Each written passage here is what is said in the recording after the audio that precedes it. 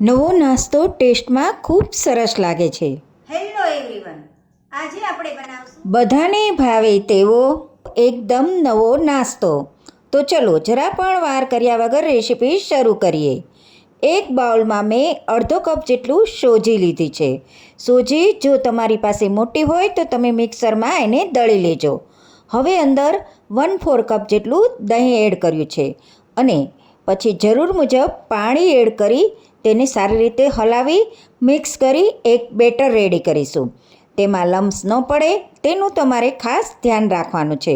પાણી તમારે ધીરે ધીરે એડ કરવાનું છે. સોજી એ પાણી વધારે શોષી લેશે એટલે પાણીનું પ્રમાણ તમારે એ પ્રમાણે રાખવાનું છે. હવે ઢાંકીને 10થી 15 મિનિટ માટે રેસ્ટ આપશું. હવે 10 મિનિટ થઈ ગઈ છે, ચેક કરી લઈએ. બેટર સરસ રીતે રેડી થઈ ગયું છે. આવું જ બેટર તમારે તૈયાર કરવાનું છે. હવે એમાં સ્વાદ અનુસાર મીઠું એડ કરીશ, સાથે અડધી ચમચી જેટલા તલ એડ કરીશ અને સારી રીતે હલાવી મિક્સ કરી લઈશ. તલને તમે સ્કીપ પણ કરી શકો છો.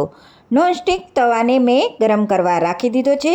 હવે તવાની ઉપર આપણે એક મોટો ચમચો ભરીને બેટર પોર કરીશું અને હવે બેટર ઉપર આપણે જે આઈસ્ક્રીમની સ્ટીક આવે છે એ લગાવી દઈશું અને પછી તેની ઉપર ફરીથી આપણે બીજું બેટર પોર કરીશું, જેથી કરી સ્ટીક સારી રીતે ચોંટી જાય.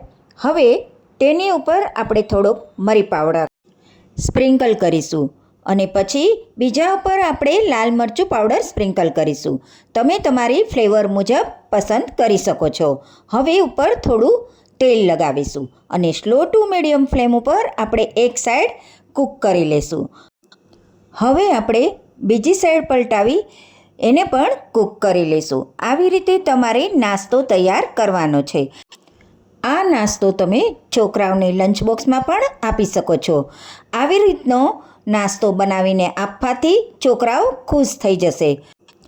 તમે જોઈ શકો છો કે કેટલો સુંદર દેખાય છે, એટલો જ ખાવામાં ટેસ્ટી છે. હવે આપણે બીજી ફ્લેવરનો પણ બનાવી લઈશું. પેનમાં ફરીથી મોટો ચમચો ભરીને બેટર પોર કરીશું અને તેની ઉપર આઈસ્ક્રીમની સ્ટીક લગાવીશું. હવે આપણે ફરીથી તેની ઉપર બેટર પોર કરીશું. હવે ઉપર આપણે થોડા લીલા મરચાંની સ્લાઇસ એડ કરીશું અને સાથે ટમેટાની સ્લાઇસ પણ એડ કરીશું. તમે લીલા મરચાંની જગ્યાએ કેપ્સિકમ, ગાજર પણ લઈ શકો છો. તમે તમારી ફ્લેવર પ્રમાણે વેજીટેબલ લઈ શકો છો. તમે મકાઈ અને પનીરનો પણ ઉપયોગ કરી શકો છો અને ચીઝનો પણ ઉપયોગ કરી શકો છો. આવી રીતે આપણે અલગ ફ્લેવરવાળો નાસ્તો બનાવી શકીએ છીએ. નાસ્તો બનીને રેડી થઈ ગયો છે. દેખાય છે ને સુંદર? તો જરૂરથી એકવાર બનાવજો. વિડીયો પસંદ આવ્યો હોય તો લાઈક, સબસ્ક્રાઈબ કરવાનું ના ભૂલશો. હવે મળીશ નવી રેસીપીની સાથે. Bye bye.